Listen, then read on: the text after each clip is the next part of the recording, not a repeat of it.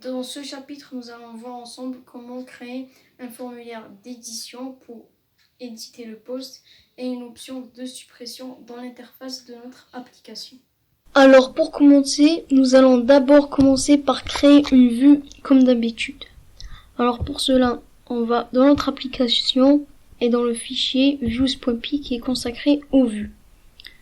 Donc là, on va créer une nouvelle vue comme on l'a fait pour New Post et on va l'appeler ici Update Post. Ok, là on va sauter de ligne et là je crée ma fonction Update Post et je lui passe la requête.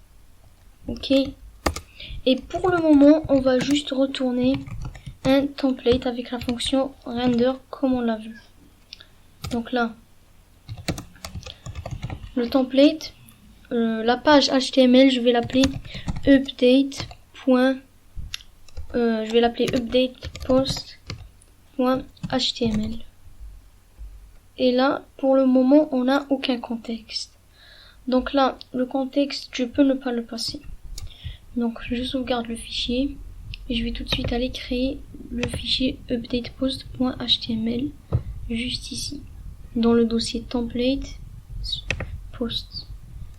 Là, updatepost.html. Ensuite, dans ce fichier, alors il va hériter du template de base parent comme on l'a fait pour newpost.html. Donc là, je vais copier tout le contenu. Je vais tout sélectionner avec CTRL A et je copie tout. Et là, je le colle et je vais juste enlever cette partie-là. Et là, ce que je vais mettre, c'est Hello World. Ou bien Update Page. Et là, ça va être Update Post. Là, je vais relier cette vue à une URL juste ici, en bas ici, avec la fonction path. En premier paramètre, je lui passe la route. Alors là, ça va être Update Post suivi de la vue. Nous avons importé le fichier views.py. Et dans ce fichier views.py, on a notre vue update post qui retourne pour le moment juste un template. Donc là, je fais views.update post. Et là, je lui passe le nom de la route. Alors, le nom, ça va être update post. Et là, je mets la virgule. Maintenant, là, je vais mettre ici le slash et je vais aller dans cette route.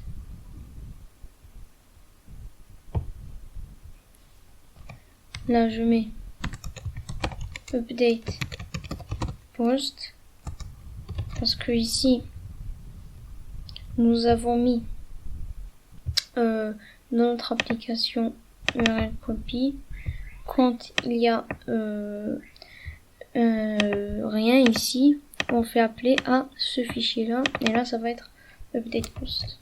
Donc c'est ce qu'on a mis ici et voilà notre vue qui a bien été créée. Maintenant nous allons remplacer cette page là par un formulaire de création comme on a fait ici pour New Post. Ok, là on aura pour chaque post ici un lien pour updater ce post. Donc pour cela, cette vue va ressembler un petit peu à la page More. Pourquoi? Parce qu'elle aura ici un paramètre qui sera l'identifiant. Et on aura besoin de cet identifiant pour modifier les valeurs de ce post. Alors, pour faire ceci, on va dans le fichier url.py et là on fait la même chose. On met ce paramètre là, on lui précise que c'est un entier et on va l'appeler ID. Ok. Maintenant, pour récupérer ce paramètre, comme on l'a fait déjà, ça va être dans notre vue. Là, dans notre vue, on récupère juste après la requête ID. On récupère le paramètre. Maintenant, ce que je peux faire, c'est de passer l'identifiant dans le contexte et de l'afficher. Là, je mets ID égale à ID. Et là, on passe le contexte. Le contexte, il est égal à un dictionnaire Python. Comme on l'a vu ici. Et là, dans updatePost.html, je vais remplacer ça par ID. Là maintenant, si je vais ici dans la route update post, et là je passe l'identifiant 14, là on a 14. Maintenant ce que je vais mettre ici un lien pour chaque post. On aura la possibilité de l'updater. Alors pour cela, dans le fichier post, dans le template ici, index.html, ici on va ajouter un deuxième lien comme on l'a fait en haut pour le bouton more, juste ici. Et si c'était pour le bouton more, là je l'ai copié et je vais mettre ici update. Et là pour le moment je vais le mettre btn success, qui est une classe bootstrap pour les boutons qui permet d'avoir ce bouton en vert. Et là cette route là, elle va nous emmener vers post update post. Là post de point, c'est parce que le nom de l'application c'est post, comme on l'a précisé ici. App name post, c'est-à-dire là on met le app name, la variable app name suivi du nom, juste ici update post, et on lui passe ici update post, on l'a passé, et là on passe le paramètre, l'identifiant. Donc là ce paramètre là, et cet identifiant post.id, on y a accès dans notre vue ici. On a passé dans le contexte. Ok, maintenant je sauvegarde, j'enregistre et là j'actualise. Et là on a pour tous les posts un bouton update.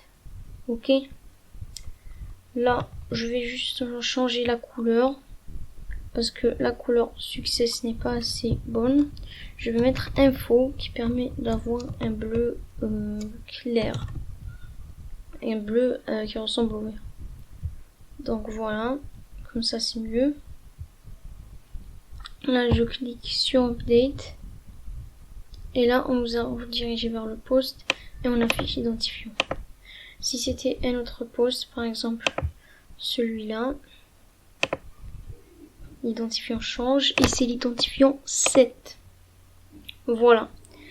Maintenant ce qu'on veut, c'est mettre un formulaire qui va contenir par défaut des valeurs, les anciennes valeurs du post. Ok, donc pour faire ça, c'est simple. On va d'abord récupérer, je vais enlever ça pour le moment, et on va d'abord récupérer le post qui a cet identifiant avec la méthode post.object.get du modèle post. Donc pour le faire, je vais la mettre dans une variable, je vais l'appeler post, et là on a importé notre modèle ici, notre modèle post, et là ce modèle je vais mettre post.object.get qui permet de récupérer un post avec n'importe quelle champ. Nous, on va le récupérer par l'identifiant parce qu'ici, on récupère l'identifiant. Donc, je mets ID égale à ID. Puisque l'identifiant est en clé primaire, en primary key, comme on a pu le voir ici dans l'immigration, dans l'immigration initiale, ID, il est en primary key true.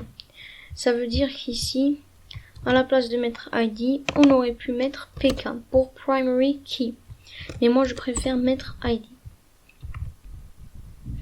Maintenant, vu qu'on a récupéré ce post, je vais juste le passer dans le contexte avec la clé post et la valeur qui est égale à cette variable.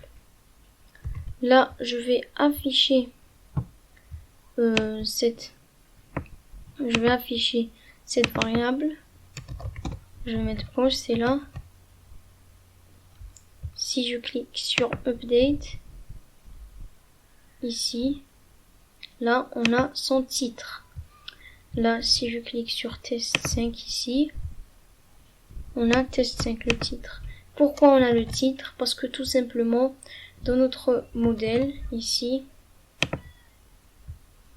dans le fichier models.py qui contient tous nos modèles, on a ici, dans la méthode str, qui est string, c'est une méthode de Python qui permet de retourner une valeur. Ok, nous avons retourné le titre, c'est-à-dire que quand on va appeler post, il va nous retourner tout simplement le contenu de la méthode string, et dans notre cas c'était self.title, et title qui était ici le titre. Maintenant, on a récupéré ce post. Maintenant, pour mettre ce formulaire, c'était comme pour le formulaire de new post, on va utiliser le même formulaire. Ici dans forms.py, ce formulaire là, il va pas changer. On va utiliser le même, mais ça sera notre vue qui va changer. Ok, donc ça sera la même chose, mais on va juste changer notre vue. Au lieu de sauvegarder directement, on va updater ce post. Donc pour cela, ce que je vais faire la même chose. Je vais faire si la requête .method, si on a une requête de type post, ok, cette requête va nous permettre d'updater un formulaire, ou bien de créer un, comme on a vu ici. Et là, on va mettre form est égal à form est égal à post form qu'on a importé ici, form.forms, qui est ce fichier, on a importé la classe post form. Là, post form, elle prend une requête de type post, donc je fais request.post, et aussi puisqu'on a une image, donc on va utiliser la requête files. Là, si je fais ça et je fais if form.isValid, ça veut dire si le formulaire est valide, on n'a aucune erreur, on a tout respecté, et ben je fais form.save. Ok, et là je vais redirecter l'utilisateur vers notre page d'accueil. Et là je vais mettre un else, c'est-à-dire si la requête n'est pas de type post, et ben le formulaire va être égal à post form, tout simplement comme ceci. Mais là le problème c'est qu'on fait la même chose qu'avec new post. Ce qu'il va faire ici, c'est qu'il va tout simplement créer un nouveau post, et c'est pas ce qu'on veut. Et là on n'a pas du tout utilisé le paramètre. Donc là, on va pas tester. Pourquoi? Parce qu'on sait que ça va être la même chose. Mais là, ce que je vais faire, c'est qu'à la place ici, d'abord, de passer post dans le contexte, on va passer ici, le formulaire, comme on l'a fait dans la vue de new post, parce qu'on aura besoin dans le template. Maintenant, ce que je vais faire, pour que ce formulaire va updater le post courant, on va d'abord commencer par récupérer ce post, comme on l'a fait. Donc, ce sera post.object.get, id égale id. Ok. Donc là, maintenant, pour updater ce post là précisément, dans notre formulaire, on va lui passer un petit paramètre ici, instance. Là, ce paramètre là, il va permettre de dire quel post tu vas updater. Donc là, on lui passe tout simplement le post. Et on fait la même chose ici. Je fais instance égale à post, même si la méthode n'est pas égale à post. Maintenant, si j'enregistre, et dans update post, on va faire la même chose que dans ici, new post. Donc là, on copie tout ça, tout nos formulaires stylisés, et on le colle là. Là, on va juste indenter. Voilà. Là, on a ces validations-là, comme pour notre formulaire de création. On a dans notre formulaire toujours le CSRF token, on a besoin bien sûr. Et on a tous nos champs. Et aussi, bien sûr, on a le UncType est égal à multipart form data. Bien sûr. Parce qu'on va quand même uploader une image. Maintenant, ce que je veux ajouter aussi, c'est après tous nos champs, juste ici, alors là, je vais mettre ici l'image du post. Donc pour cela, je vais utiliser img, src, et là je vais mettre la source, ça va être post.image.url. Pourquoi on va ajouter cette image? C'est pour montrer à l'utilisateur l'image qu'il y avait dans ce post, et s'il veut la changer, il peut la changer. Donc là, après on va ajouter une classe à cette image pour qu'elle sera bien dimensionnée. Pour le moment, on va juste tester ici. Là, j'actualise. Je vois qu'est-ce qui se passe dans le serveur. On a une erreur syntaxique. On va voir dans notre vue ici. Là, on met post.object.get. Là, on a là, ici en fait c'est double égal. Ok? Parce que ici, double égal, c'est pour faire une vérification Python, et égal, c'est pour définir une variable. Là, on retourne dans le serveur. Et tout est bon. Là, je retourne, je réactualise. Et là, si je clique ici sur Update, j'ai envie d'updater ce post. Et bien là, on a tous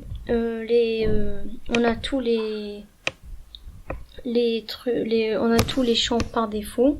Ok, on a par exemple le titre, le contenu, et là le titre il est déjà rempli avec l'ancien titre. Là on a l'image courante, et là on peut ajouter une autre image. Ok, donc là si je vais par exemple modifier le titre, je vais mettre updated, je mets new post, Là, j'ai une erreur. Il me dit que post is not a registered namespace. C'est quand on a fait sur en direct. Ici, c'est post avec ns. Post. Je fais CTRL-R pour actualiser et je vais renvoyer le même formulaire. Et là, on a notre formulaire qui a été updaté. Là, si je vais updater une deuxième fois, je peux changer l'image par exemple. On a l'image courante, on peut changer l'image. Donc là, je clique sur parcourir.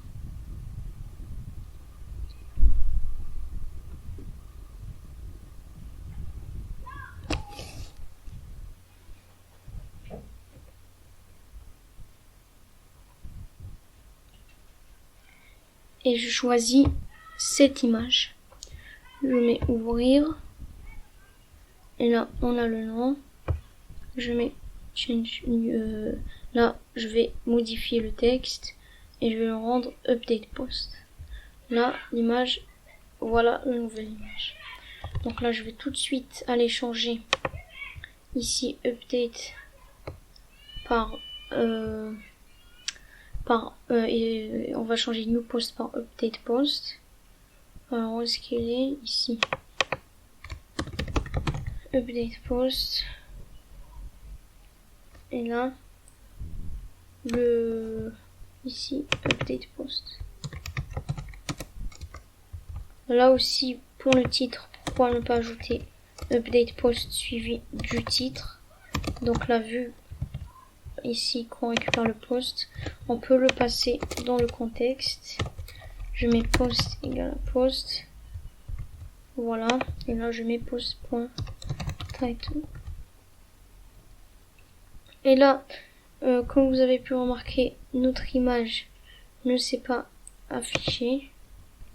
Je vais voir pourquoi. Nous allons voir pourquoi. Donc là, si je descends là, IMG, SRC, et oui, parce qu'on n'avait pas, justement, on n'avait pas mis post dans notre contexte. Donc là, on vient de le mettre, normalement, ça va fonctionner. Là, j'enregistre et je actualise. Je clique ici sur Update et là, on a notre image qui est affichée. Là, elle est trop grande et aussi on l'a affichée dans la boucle. Ce qui n'est pas, c'est pas ce qu'on voulait. Je vais l'afficher juste ici en dehors de la boucle. Voilà.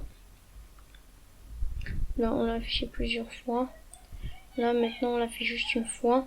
Et là, on va donner des dimensions. Je vais juste donner 8 à 200.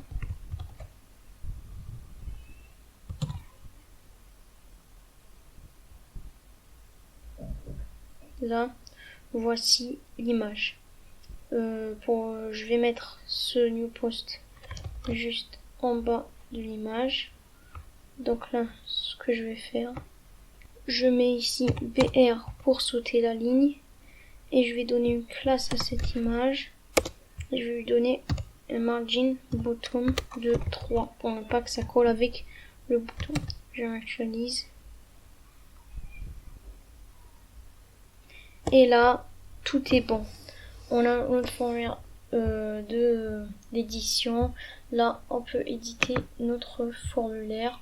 On peut éditer le contenu du formulaire. On peut éditer le titre du formulaire. On peut éditer l'image du formulaire. On a l'image courante. On a ici l'image en petite taille pour avoir un preview de cette image. Et là, on peut changer notre image. On a ici Update Post. Donc, pour le moment, tout est bon avec notre formulaire d'édition. Ce que nous allons ajouter aussi, c'est More Update. Et nous allons ajouter un nouveau bouton ici, Delete, pour supprimer ce post. Pour ce faire, pareil, on va créer une nouvelle vue. Et on va l'appeler Delete Post. Et là, ce que je vais faire, on va prendre la requête ici. Et là, je vais tout simplement pas retourner un template, mais je vais tout rediriger l'utilisateur vers la page d'accueil. Ok. Donc là, je vais récupérer le post, l'identifiant que je vais passer juste après dans l'URL. Je fais le post est égal à post.objects.get et je récupère. Alors on va faire la même chose, on récupère le post pour pouvoir le supprimer et on fait un post.delete. Ok. Alors je fais post.delete et là je vais juste retourner un template quand même. Là je vais mettre under request et là on va mettre post.delete.html et voilà. Là je vais la créer. Ok.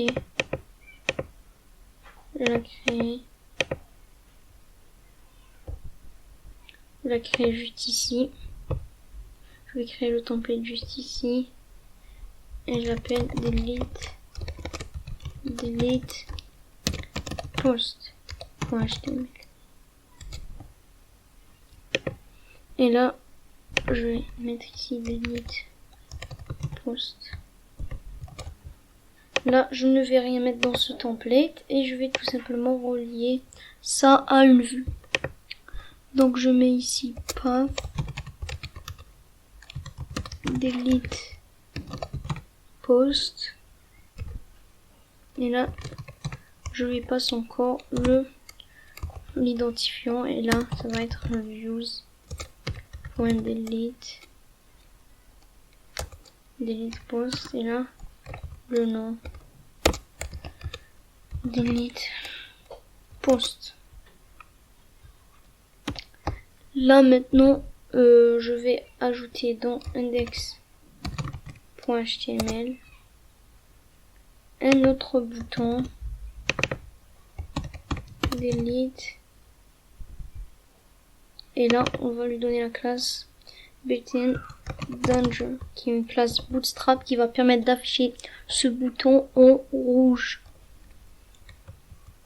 Maintenant ici ça va être delete post et on lui passe l'identifiant. Donc là j'enregistre et là j'actualise. Je vais voir ce qui se passe dans le serveur. On a une erreur syntaxique encore ici. On a oublié la virgule.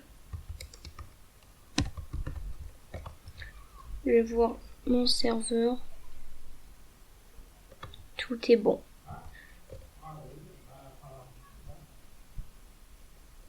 Je actualise. Et là, on a un deuxième bouton, troisième bouton delete. Si je clique sur ce bouton, on nous redirige vers delete post. Et là, ce que j'ai oublié de faire, c'est de rediriger l'utilisateur vers la page d'accueil. Alors, je vais ici copier cette ligne, return redirect. Là, je vais encore dans la page d'accueil. Là, je clique ici sur delete et le post a été bien supprimé. Là maintenant, ce qui reste à faire, c'est dans la page de détail, on va ajouter les mêmes boutons en bas. Donc là, je copie ces deux boutons et je vais ici dans show post.html et là je vais mettre un div card footer. Et là, désolé. Là, je mets div.cardFooter.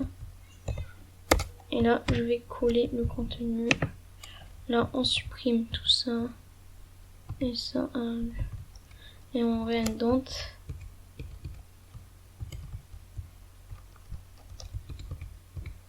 Voilà.